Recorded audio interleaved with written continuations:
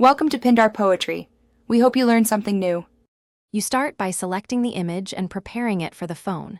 Pick a photo with the right aspect ratio for your model because stretching reduces sharpness. Once chosen, open photos or files to make a duplicate. That protects the original. Next, crop and straighten using built-in tools so content sits properly behind icons. Make sure to reduce heavy filters, they can clash with widgets.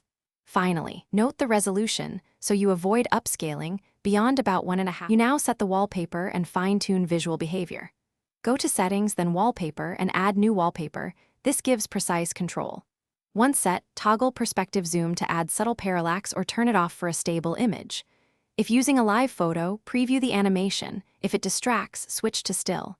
Then look at lock and home screens, make adjustments to brightness, contrast, or position so widgets and app labels remain legible. If needed, recrop and repeat. You finish by applying and verifying the result, then plan for failures. Choose lock, home, or both and always preview after applying. That prevents surprises like misaligned widgets. Save an editable master file so you can quickly create variations later. If the wallpaper reverts or won't stick, check focus modes and automation rules, inspect low storage warnings, and verify iCloud Photos Sync hasn't replaced the image.